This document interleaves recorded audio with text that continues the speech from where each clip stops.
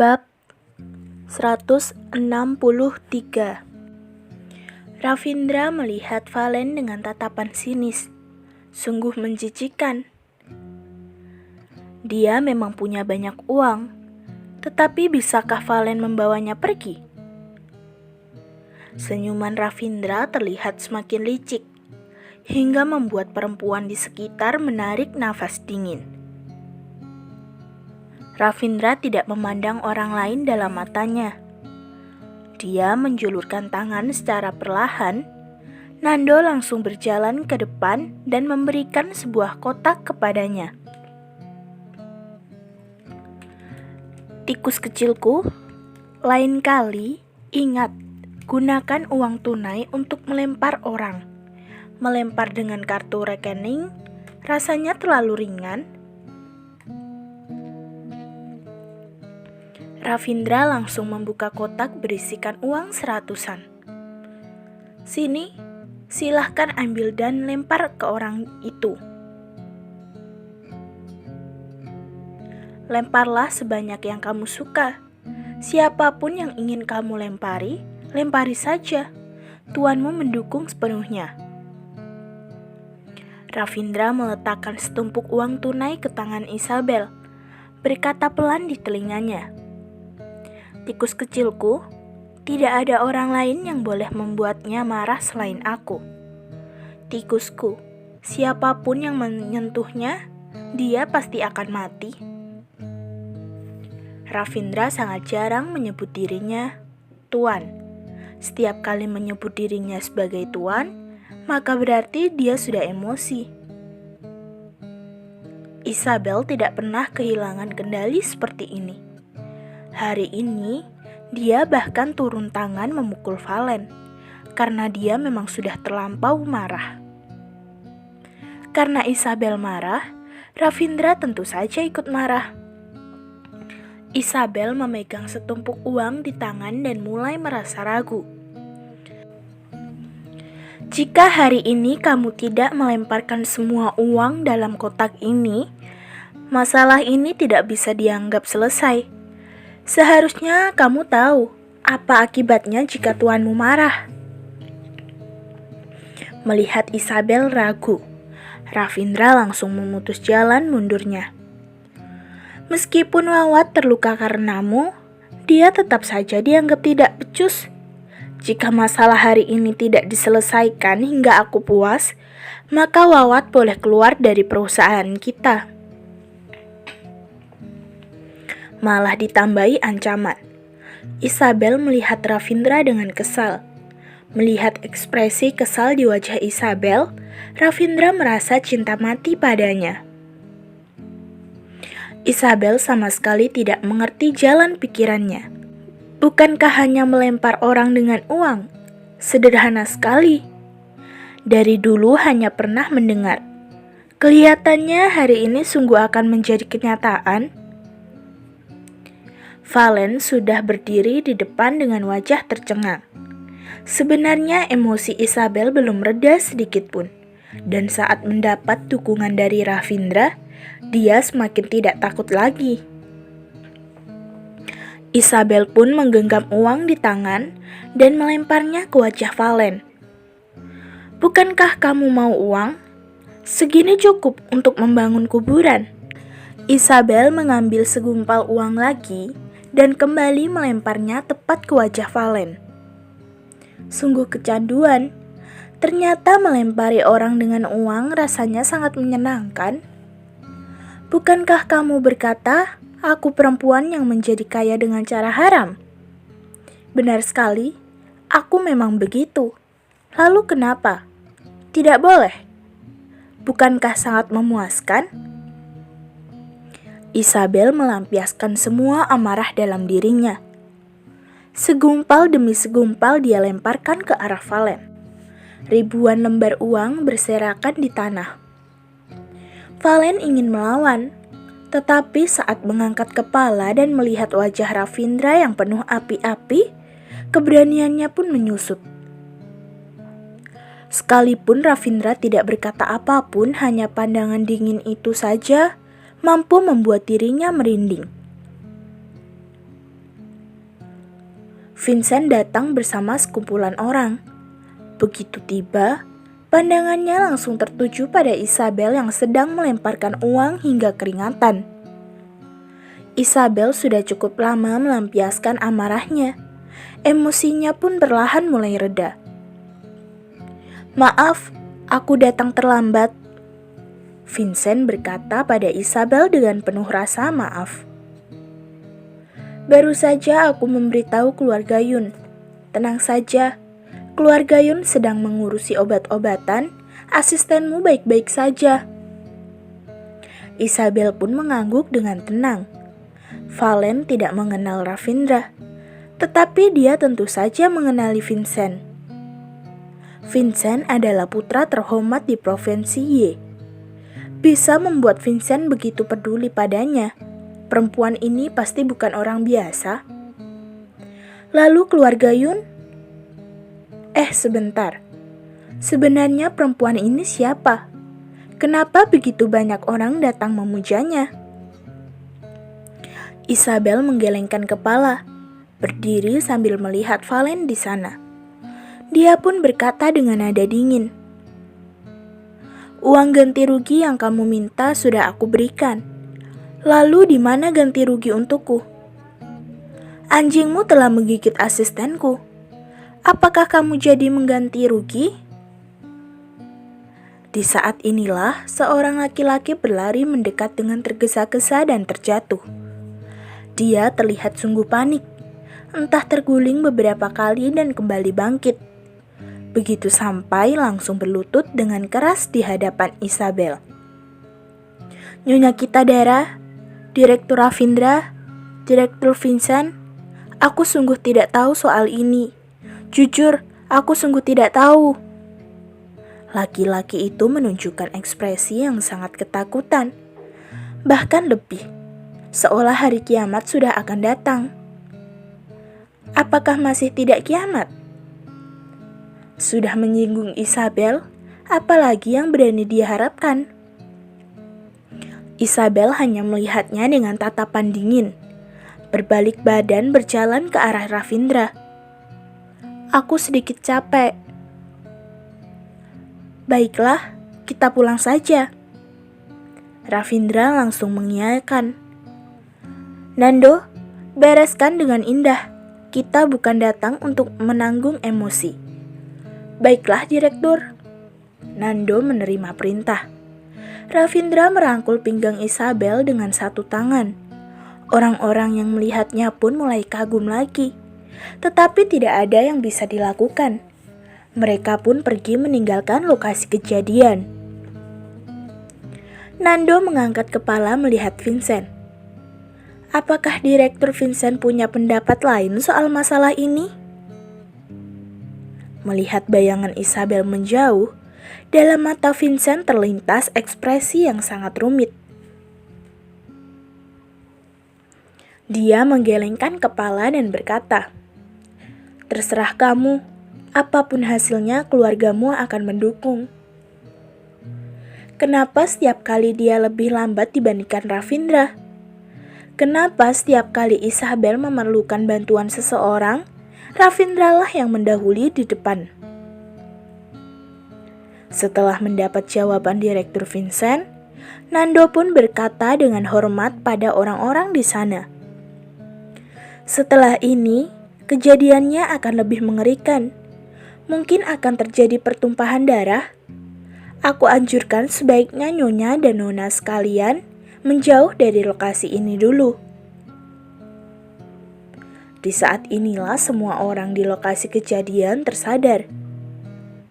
Astaga, apa yang mereka lihat? Apakah mereka tidak salah lihat? Pandangan mata Vincent pada Nyonya Kitadara terlihat sungguh panas. Tetapi siapapun tidak berani bersuara.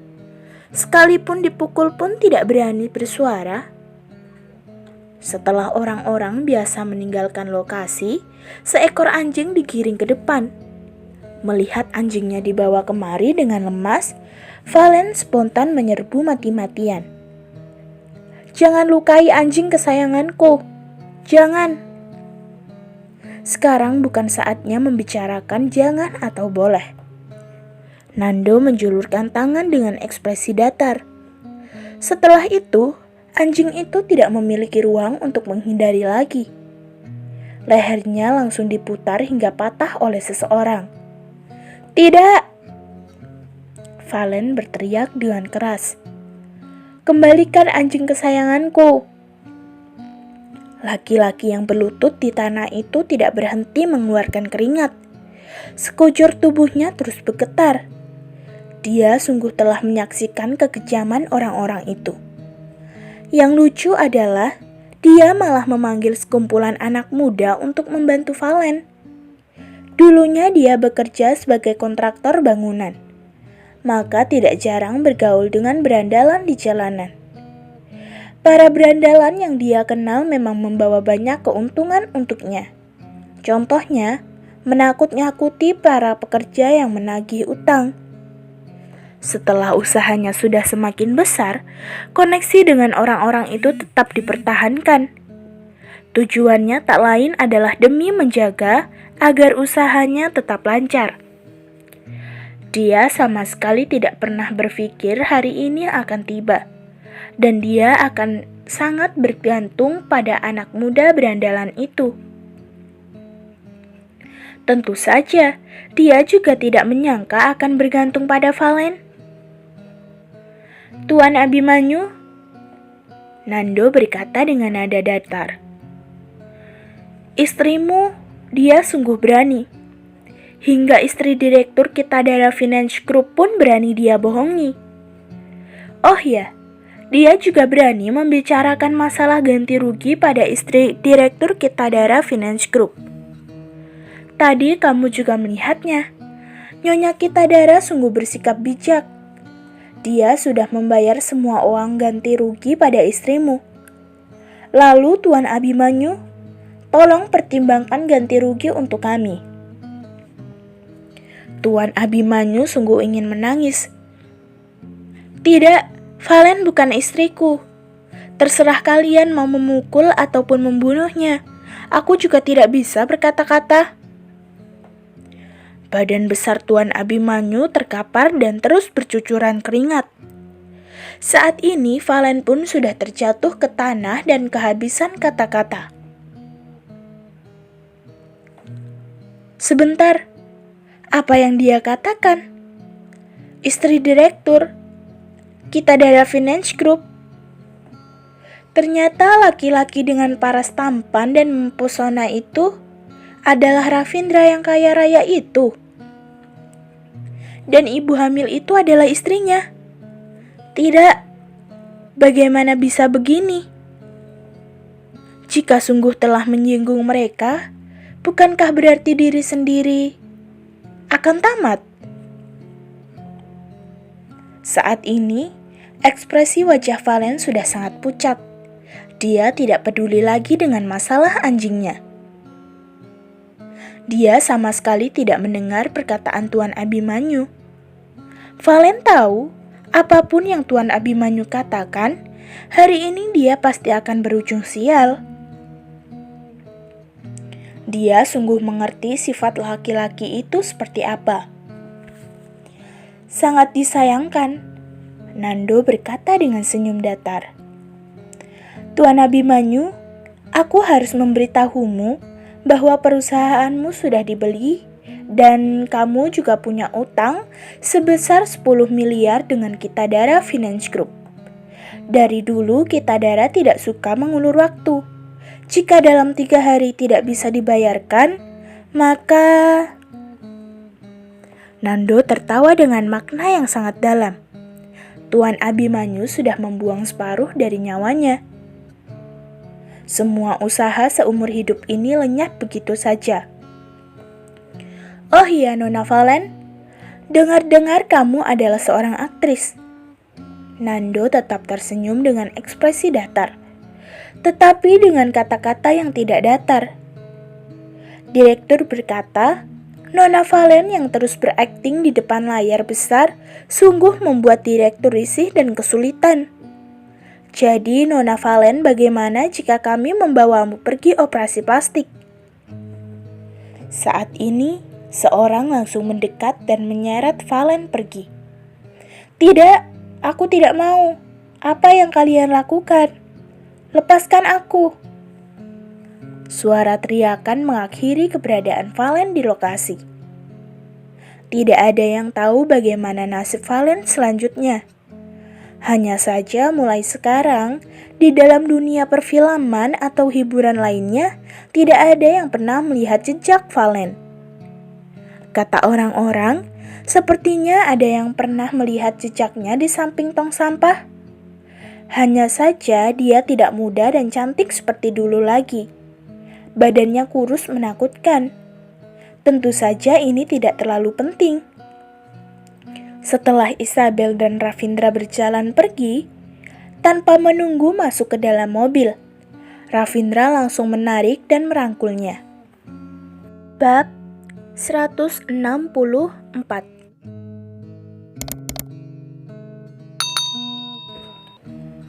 Isabel tercengang. Dia melihat Ravindra dengan sangat kebingungan. Untuk pertama kalinya terlihat ekspresi cemas dalam mata Ravindra. "Dia kenapa?" Ravindra tiba-tiba berkata, "Apakah aku telah salah? Apa maksud perkataannya? Apanya yang salah? Memangnya dia pernah benar?" Isabel menghela nafas dengan perlahan, tidak ingin memperdulikannya. Saat memikirkan kata-kata Nyonya Zhao, suasana hati Isabel langsung kembali buruk. Memangnya cara Ravindra melihatnya sama dengan cara Tuan Abimanyu melihat Olive. Memangnya kenapa jika menikahinya dengan sah? Ataukah memang lebih baik tetap menjadi istri gelapnya? Apakah aku sudah menyembunyikanmu terlalu baik, hingga tidak ada seorang pun yang mengenalimu di luar saja? Ravindra menundukkan kepala, menumpukan dagu pada kepala Isabel. Perlahan berkata, "Sepertinya aku telah salah. Aku kira dengan begitu bisa melindungimu, aku malah lupa bahwa identitas sebagai istri direktur adalah pelindung terbaik untukmu. Hanya dengan membuat semua orang mengenalimu, masalah hari ini pasti tidak akan terjadi." Isabel terdiam. Kenapa pemikirannya berubah lagi? Isabel baru saja ingin berkata, Ravindra mendahului. "Sudahlah, begitu saja keputusannya. Tadinya aku ingin menyuruhmu pulang dulu. Tetapi karena akan mengumumkan identitasmu, maka kamu harus menetap di Kotaka dulu." "Tunggu dulu. Apa maksud perkataannya? Untuk apa menetap di Kotaka?" Isabel langsung mendorong Ravindra dan bertanya dengan tegas, "Apa maksudmu?" "Hari ini Vincent sudah memberikan proposal penawaran kerjasama untukku. Meskipun aku tidak seberapa suka dengannya, tetapi kinerja pekerjaannya memang cukup baik. Dalam waktu yang sangat singkat, dia bisa mengajukan proposal yang berkualitas seperti ini. Aku sudah membacanya. Kebetulan kita sudah sampai di Kotaka, maka tidak perlu bolak-balik lagi. Kedepannya kita harus menetap beberapa saat di sini, hingga proyek baru ini ditetapkan." Ravindra menjelaskan dengan singkat. "Apa? Dia juga ikut menetap di sana?" Isabel mulai panik. "Aku masih harus pulang untuk memeriksa kandungan." Ravindra berkata dengan pelan, "Aku sudah memberitahu nenek. Nenek sudah mengutus rombongan medis ke sini. Agar semakin praktis, kita beli satu villa saja di sini. Dengan begini bisa dilakukan pemeriksaan secara berkala. Ada lagi, ahli yang dikhususkan untuk mengajarkanmu pengetahuan tentang kehamilan juga akan datang bersama rombongan." Dia memang selalu arogan seperti itu. selalu tidak menanyakan pendapat orang lain. Sudahlah, semua sanggahan tidak akan berguna lagi. Isabel menghela nafas dengan pasrah. Baiklah, kamu saja yang menentukan. Melihat keadaannya baik-baik saja, mereka berdua pun merasa lebih lega. Tadinya suasana hati Isabel sudah kembali normal. Tetapi saat Rachel datang, semuanya kembali buruk. Isabel, kamu tidak apa-apa kan? Rachel berkata dengan ekspresi cemas. Kamu sungguh tidak berhati-hati. Kenapa bisa sampai seperti ini? Kamu tahu tidak, saat mendengar kabarmu, Ravindra kaget setengah mati. Dia langsung pergi menemuimu. Isabel, saat ini kamu adalah istri seorang direktur. Jangan sedikit-sedikit merepotkan Ravindra. Ravindra adalah direktur Kitadara Finance Group. Dia tidak mungkin menemanimu setiap hari.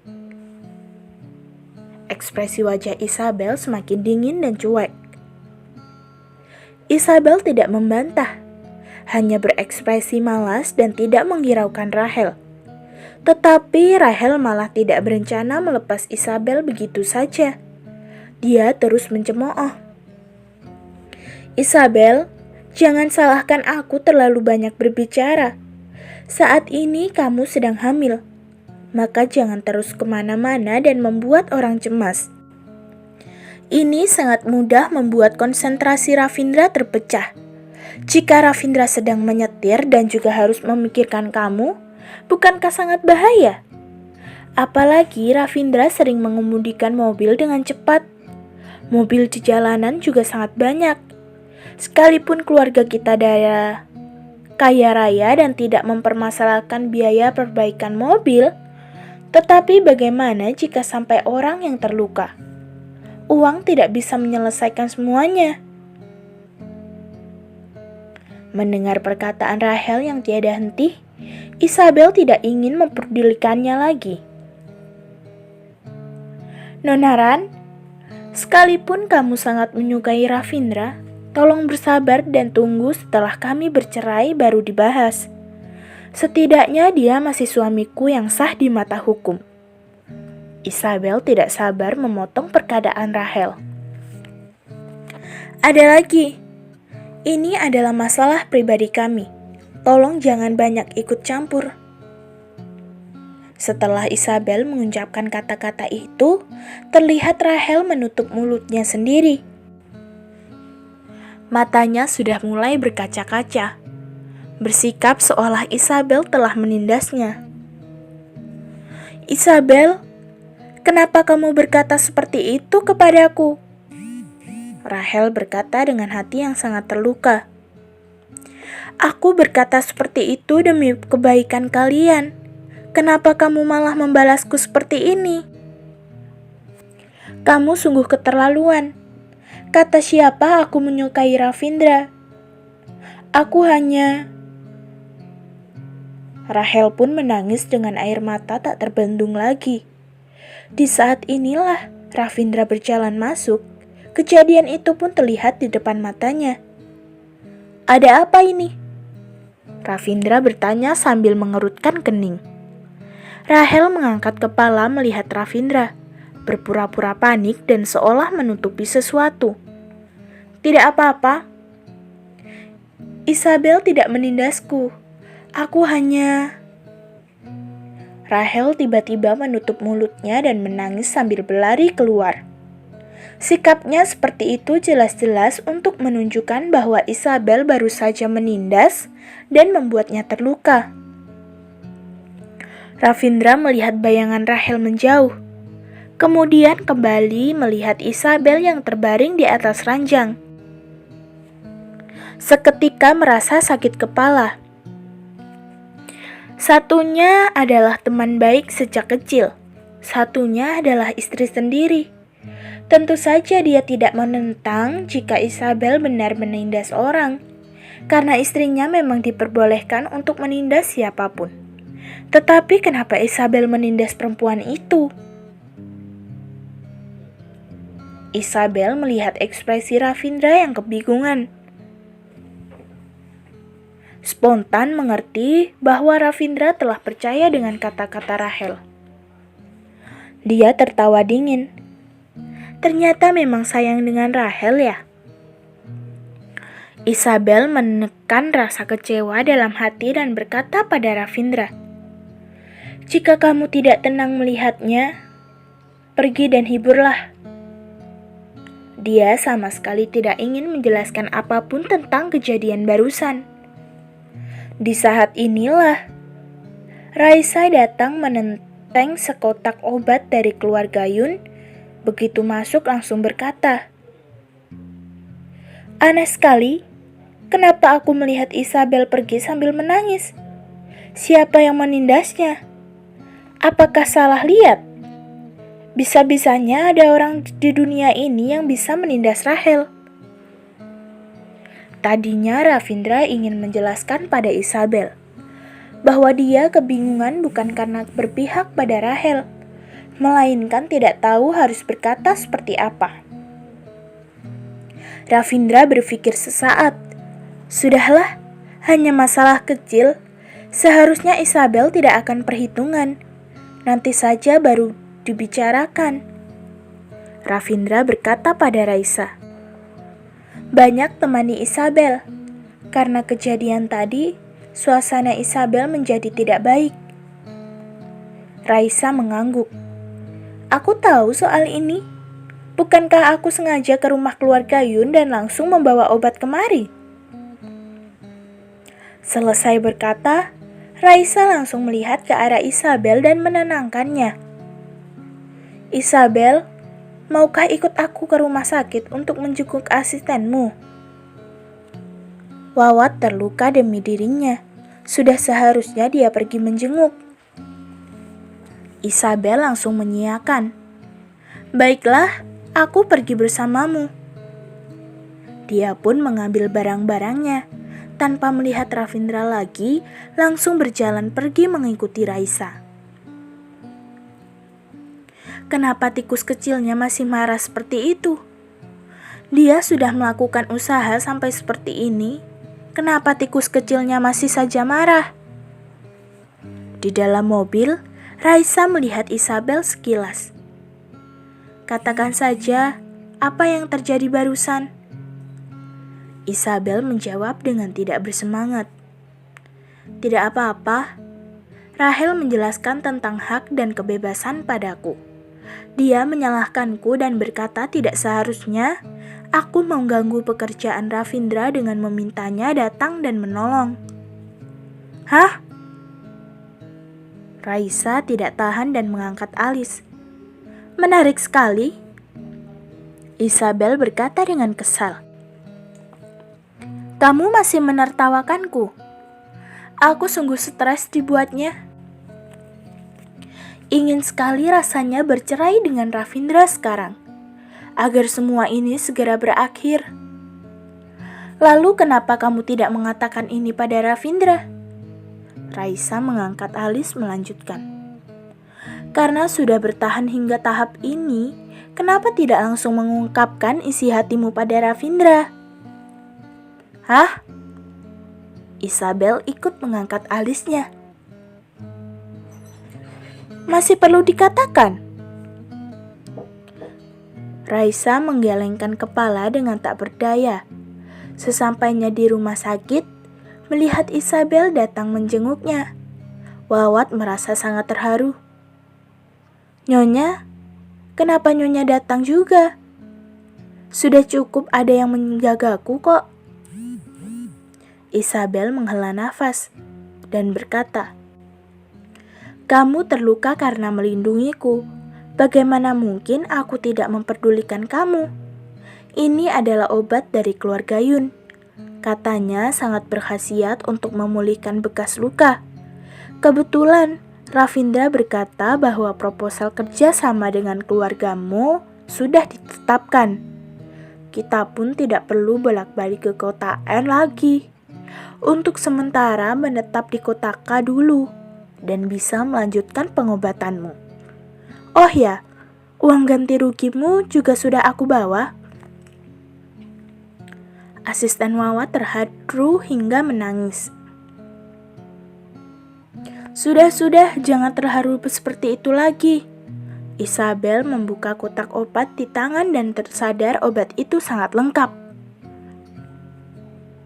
Keluarga Yun sungguh teliti.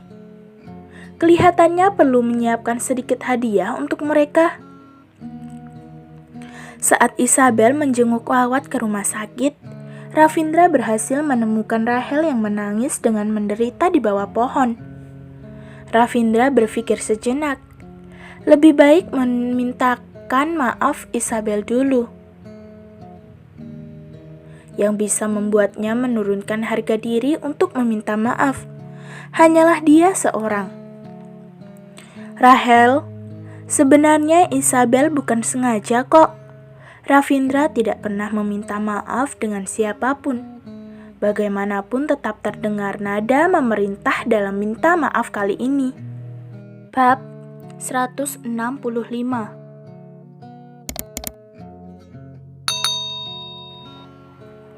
Mendengar suara Ravindra, Rahel langsung mengangkat kepala melihatnya. Ravindra, kamu datang untuk menyalahkanku juga? Selesai berkata, air mata Rahel terus keluar tanpa henti. Aku hanya peduli denganmu. Dia langsung berkata seperti itu kepadaku. Sungguh sakit hati. Kamu malah ingin menyalahkanku juga. Ekspresi wajah Ravindra sedikit berubah. Dengan ujung matanya yang terangkat, dia berkata, "Apa yang kamu katakan?" Aku hanya berkata bahwa dia perlu lebih banyak memperhatikan suasana hatinya. Jangan terlalu kekanak-kanakan. Memangnya aku salah? Rahel melanjutkan dengan suara bersedih. Dia malah menjawab bahwa aku menyukaimu. Dan juga berkata harus bersabar menunggu kalian bercerai. Sungguh keterlaluan. Kenapa boleh berkata seperti itu kepadaku? Aku sungguh sakit hati. Rahel menangis sambil mengeluarkan suara manja. Mata Ravindra hanya bergetar sejenak, tanpa ada ekspresi apapun. Rahel pun mulai kecewa.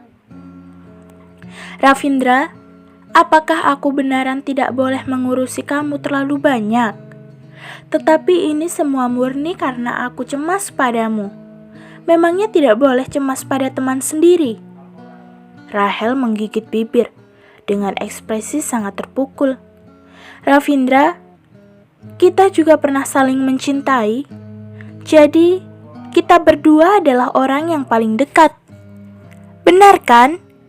Meskipun saat ini kita sudah... Tetapi hatiku yang cemas padamu sama sekali tidak berubah. Aku juga tidak akan melakukan tindakan yang bersalah padamu kok. Ravindra mengedipkan mata, dalam benaknya malah terbayang masalah lain. Isabel, apakah dia akan cemburu? Karena jika Isabel cemburu dengan dia dan Rahel, berarti menunjukkan bahwa Isabel memang menyukainya. Terfikir kejadian saat terbangun di sore hari itu, Isabel diam-diam mencium telinganya. Ditambah lagi kata-kata Rahel barusan. Rasanya kemungkinan itu sungguh besar. Saat terpikir Isabel yang sudah mulai menyukai dirinya, Ravindra pun merasa sangat bahagia. Dia pun melanjutkan, Ravindra, sebenarnya aku tidak menyalahkan Isabel, karena bagaimanapun juga dialah istri sah kamu saat ini. Dan aku hanya bisa melihatmu dari jauh. Ravindra terus membayangi kemungkinan Isabel telah menyukai dirinya. Sama sekali tidak menangkap makna dalam perkataan Rahel. Tiba-tiba saat dia mengangguk dan berkata, "Oh iya benar, Saat ini Isabel adalah istri sah milikku. Oleh karena itu, mohon banyak memaklumi apa yang dia katakan." Setelah berkata, Ravindra berbalik badan berjalan pergi. Dia ingin menemui Isabel dan menanyakan kebenarannya. Dia akan bertanya apakah Isa sungguh telah mencintainya. Rahel baru saja ingin berkata. Ravindra sudah berbalik badan pergi menjauh. Sungguh keterlaluan. Sudah bertahun-tahun lamanya, dia tetap saja tidak peka. Aku sudah menangis seperti ini, dia tidak bisa menghibur. Rahel berpikir sejenak. Dia tidak mungkin duduk diam menunggu. Dia harus bergerak dan melakukan penyerangan. Bukankah Ravindra akan merundingkan proposal bersama Vincent di Kotaka? Kebetulan dirinya mahir dalam urusan dokumen-dokumen itu. Kalau begitu cukup ajukan diri untuk membantu saja. Isabel melihat warna langit di luar dan berkata, "Wah, tak disangka langit sudah gelap." Raisa meletakkan majalah di tangan dan berkata, "Kamu masih bisa sadar? Meskipun Kotaka lebih lambat 1 jam dibanding Kota N, tetapi sudah sampai jam segini tetap saja langit akan gelap." Isabel merenggangkan otot badan dan berkata, "Ayo kita pulang. Wawat, kamu harus jaga kesehatan baik-baik. Jangan buru-buru kembali kerja. Dengan jasamu yang tak terhingga ini, aku akan memintakan izin untukmu." Wawat sungguh terharu mendengarnya. Isabel dan Raisa berjalan keluar dari kamar pasien. Baru berjalan beberapa langkah, terlihat Vincent sedang menelpon di sana. "Paman, tenang saja. Aku akan mencarikan orang untuk mengurusi masalah ini. Jangan panik, ini hanya masalah kecil kok." Tadinya Isabel tidak ingin mengganggu Vincent. Tetapi saat mendengar nama Tuan Yun, dia pun menghentikan langkahnya.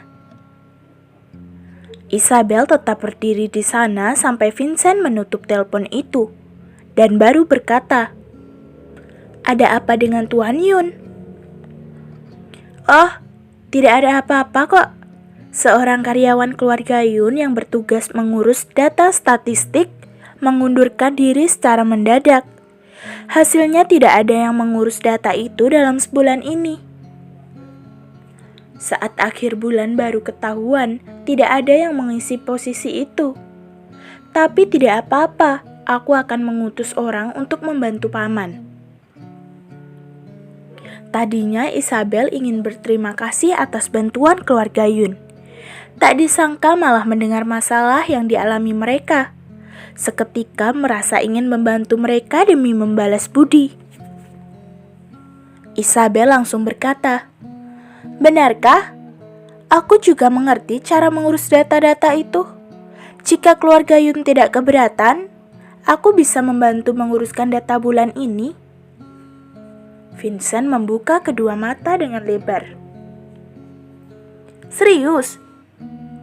Isabel menganggukkan kepala sambil tersenyum. Raisa berkata dengan senang, "Bagus sekali. Kita berhasil menemukan alasan baru untuk memburu makanan enak di rumah keluarga Yun. Wah, aku suka sekali dengan cemilan buatan Nyonya Yun. Bikin ketagihan." Isabel dan Vincent tertawa bersamaan. Saat Ravindra sampai di rumah sakit, malah mendapat kabar bahwa Isabel sudah pergi. Tikus kecil ini kenapa tidak menunggunya dulu? Saat ini dia sedang sangat merindukannya. Dia ingin memastikan perasaan Isabel kepadanya. Dari dulu dia belum pernah mendambakan perasaan seseorang seperti ini. Jika ada seseorang yang menunjuk hidungnya sembari berkata dia gila, maka dia pun akan mengakuinya tanpa ragu. Baru saja ingin menelpon Isabel, handphone Ravindra berdering. terlihat nama Nando di layar handphone itu.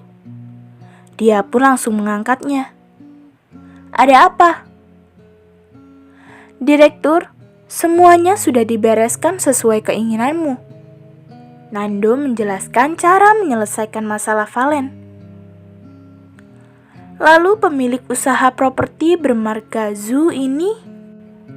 Laki-laki seperti itu hanya akan memboroskan bahan makanan jika dibiarkan hidup. Sudahlah, aku ingin menjadi teladan yang baik untuk anak-anakku. Biarkan dia pergi. Jangan sampai aku melihat lagi." Pada akhirnya Ravindra berubah pemikiran. Sesuai dengan kepribadiannya dulu, seharusnya Tuan Abimanyu tidak punya harapan hidup lagi. Tetapi sekarang berbeda. Dia harus punya keluarga, punya istri dan anak. Jika harus menanggung akibatnya, maka biarkan dia sendiri yang menanggung. Jangan sampai melukai Isabel dan anaknya. Nando mengingat perintah Ravindra dengan diam.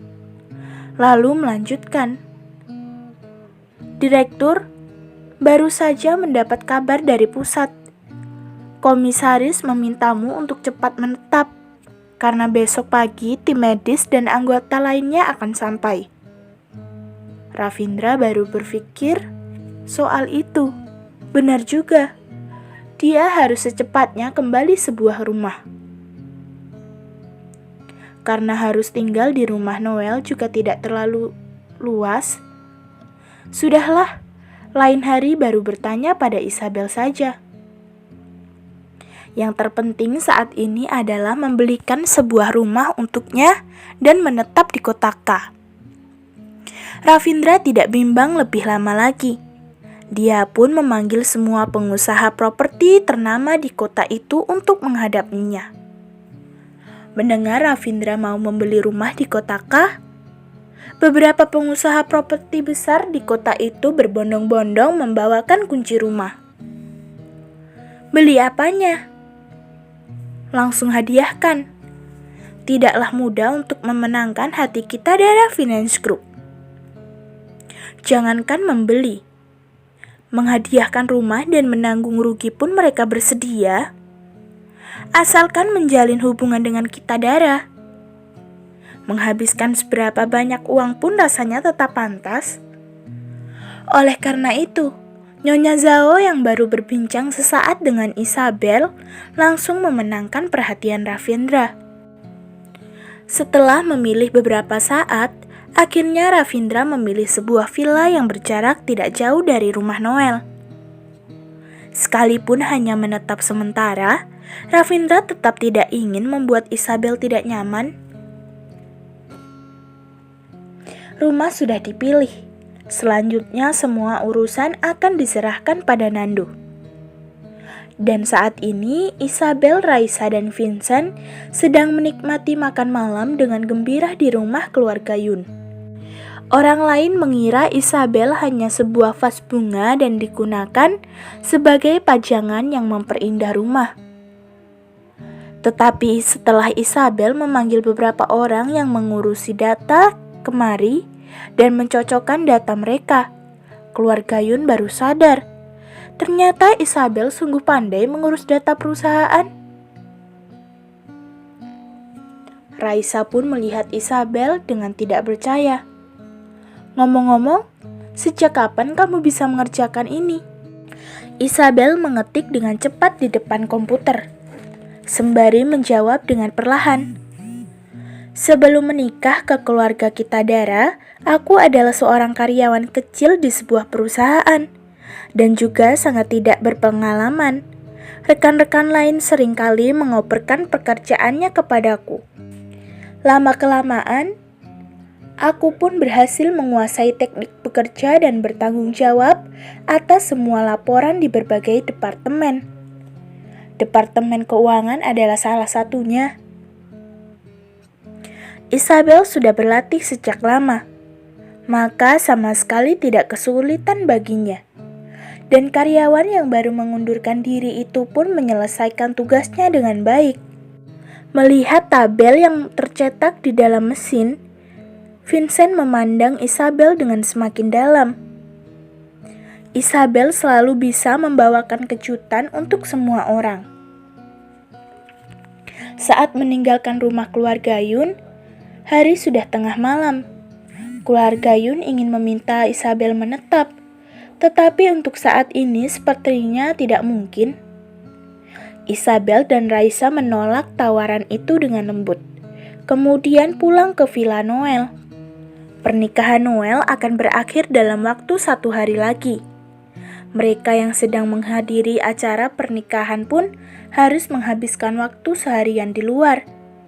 Hari itu sungguh sibuk dan penuh kepuasan. Sesampainya di kamar, Isabel malas untuk berkata-kata lagi, beres-beres sebentar dan langsung bergegas tidur.